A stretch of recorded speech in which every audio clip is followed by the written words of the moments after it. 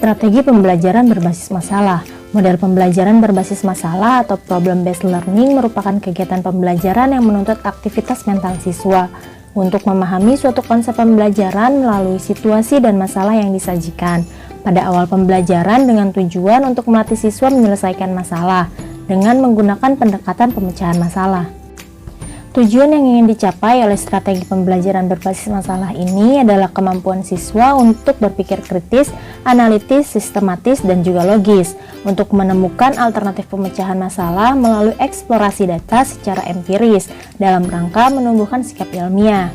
Model pembelajaran berdasarkan masalah adalah model pembelajaran dengan pendekatan pembelajaran siswa pada masalah otentik, sehingga siswa dapat menyusun sendiri pengetahuannya, menumbuh kembangkan keterampilan yang lebih tinggi dan inquiry, memandirikan siswa, dan meningkatkan kepercayaan diri sendiri.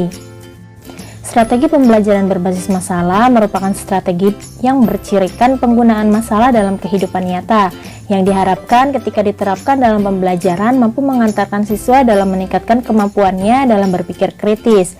Strategi pembelajaran berbasis masalah ini dapat diartikan sebagai rangkaian aktivitas pembelajaran yang menekankan kepada proses penyelesaian masalah yang dihadapi secara ilmiah. Terdapat 3 ciri utama dari strategi pembelajaran berbasis masalah ini, yakni sebagai berikut. Yang pertama, strategi pembelajaran berbasis masalah merupakan rangkaian aktivitas pembelajaran. Artinya, dalam implementasi strategi pembelajaran berbasis masalah ini ada sejumlah kegiatan yang harus dilakukan oleh siswa. Strategi pembelajaran berbasis masalah ini tidak mengharapkan siswa hanya sekedar mendengarkan, mencatat, kemudian menghafal materi pembelajaran. Akan tetapi, melalui strategi ini, siswa mulai aktif berpikir, berkomunikasi, mencari, dan mengolah data, hingga akhirnya menyimpulkan. Yang kedua, aktivitas pembelajaran diarahkan untuk menyelesaikan masalah. Strategi pembelajaran berbasis masalah ini menempatkan masalah sebagai kata kunci dari proses pembelajaran. Artinya, tanpa masalah maka tidak mungkin ada proses pembelajaran. Yang ketiga, pemecahan masalah dilakukan dengan menggunakan pendekatan berpikir secara ilmiah. Berpikir dengan menggunakan metode ilmiah adalah proses berpikir deduktif dan induktif.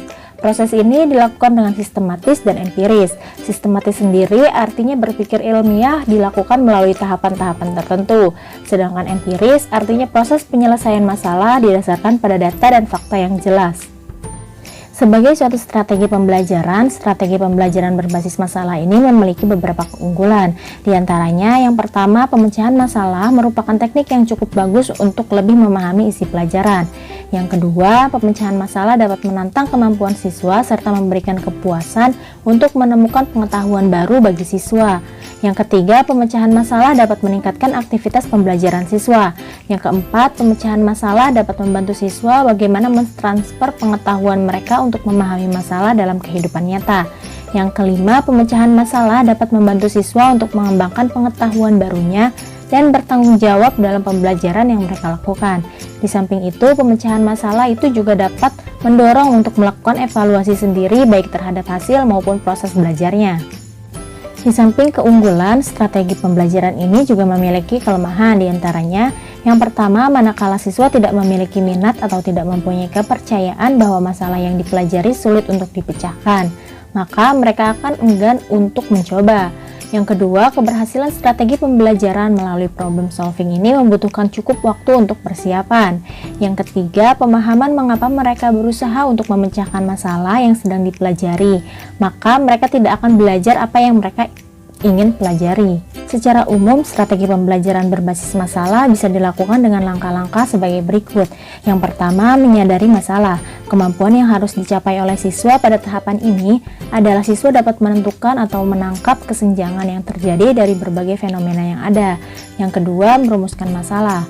Kemampuan yang diharapkan dari siswa dalam langkah ini adalah siswa dapat menentukan prioritas masalah. Siswa dapat memanfaatkan pengetahuannya untuk mengkaji, memerinci, dan menganalisis masalah, sehingga pada akhirnya muncul rumusan masalah yang jelas, spesifik, dan dapat dipecahkan. Yang ketiga, merumuskan hipotesis. Kemampuan yang diharapkan dari siswa dalam tahapan ini adalah siswa dapat menentukan sebab akibat dari masalah yang ingin diselesaikan. Melalui analisis sebab akibat inilah pada akhirnya siswa diharapkan dapat menentukan berbagai kemungkinan penyelesaian masalah. Lalu yang keempat, mengumpulkan data. Dalam tahapan ini, siswa didorong untuk mengumpulkan data yang relevan. Kemampuan yang diharapkan pada tahap ini adalah kecakapan siswa untuk mengumpulkan dan memilih data, kemudian memetakan dan mengkajinya dalam berbagai tampilan sehingga mudah dipahami. Selanjutnya ada strategi pembelajaran peningkatan kemampuan berpikir. Model strategi pembelajaran peningkatan kemampuan berpikir adalah model pembelajaran yang bertumpu kepada pengembangan kemampuan berpikir siswa melalui telaahan fakta-fakta atau pengalaman anak sebagai bahan untuk memecahkan masalah. Strategi pembelajaran peningkatan kemampuan berpikir merupakan suatu strategi yang digunakan oleh pendidik yang mengutamakan kemampuan berpikir siswa yang mana dalam menelaah masalah-masalah yang diangkatkan berdasarkan pada pengalaman-pengalaman siswa. Dengan demikian, siswa mudah memecahkan masalah yang diangkatkan. Proses pembelajaran pada strategi ini menekankan pada proses mental peserta didik secara maksimal. Strategi ini dibangun dalam nuansa dialogis dan proses tanya-jawab secara terus-menerus. Strategi ini adalah model pembelajaran yang menyandarkan kepada dua sisi yang sama pentingnya, yaitu proses dan hasil belajar. Proses belajar diarahkan untuk meningkatkan kemampuan berpikir, sedangkan sisi hasil belajar diarahkan untuk mengkonstruksi pengetahuan. Sebagai suatu strategi pembelajaran peningkatan kemampuan berpikir ini memiliki beberapa keunggulan. Di antaranya, 1. Siswa lebih siap menghadapi setiap persoalan yang disajikan oleh guru. 2. Prioritas pembelajaran menekankan pada keterampilan siswa. 3. Memberikan kebebasan untuk mengeksplor kemampuan siswa dengan berbagai media yang ada. Di samping keunggulan, strategi pembelajaran peningkatan kemampuan berpikir ini juga memiliki kelemahan. Di antaranya, yang pertama, hanya sekolah yang sesuai dengan karakteristik strategi pembelajaran peningkatan kemampuan berpikir yang dapat melaksanakan model strategi ini dengan baik. Yang kedua, faktor di luar model pembelajaran berkenaan dengan kesiapan guru, siswa, dan kondisi siswa. Yang ketiga, faktor waktu belajar yang tersedia tidak cukup dengan pembelajaran strategi ini yang membutuhkan waktu yang relatif banyak. Yang keempat, siswa yang memiliki kemampuan di bawah rata-rata sulit untuk mengikuti pembelajaran. Secara umum, strategi pembelajaran peningkatan kemampuan berpikir bisa dilakukan dengan langkah-langkah sebagai berikut.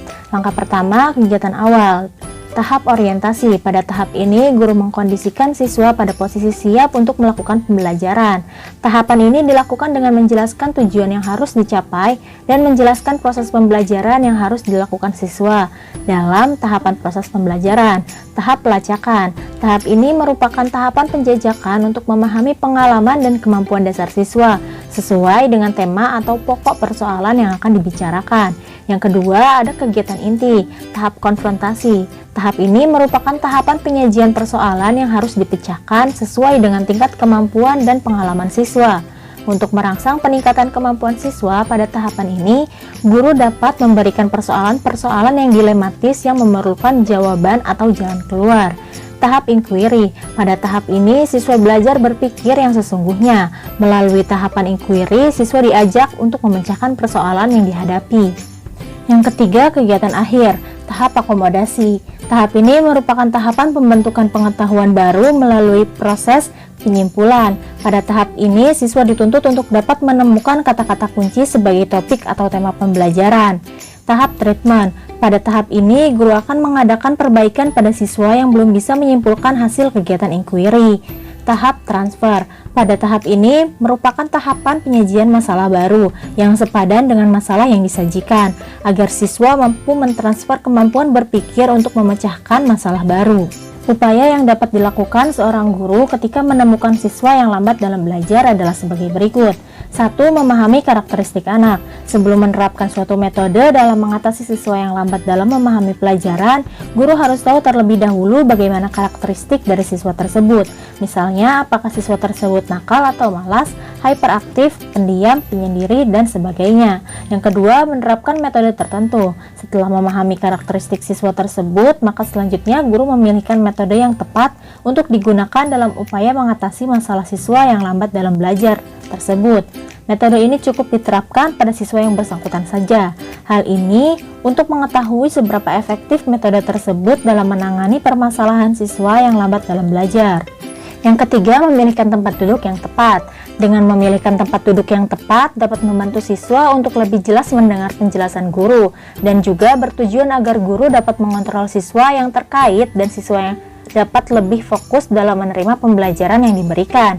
Yang keempat, memberikan tugas tambahan. Tugas tambahan ini bisa berupa PR dalam bentuk teks atau tugas membaca dan lain-lain. Hal ini dilakukan agar siswa yang bersangkutan dapat mengejar ketertinggalan dari siswa lain yang memiliki tingkat pemahaman yang cukup baik.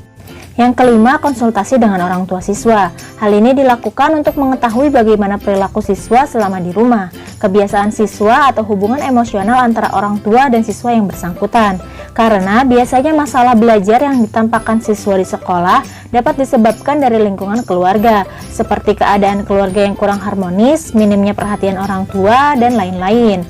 Yang keenam, memancing keaktifan siswa. Hal ini dilakukan dengan cara guru memberikan pertanyaan pada siswa yang bersangkutan, agar siswa dapat lebih aktif ketika pembelajaran dilakukan.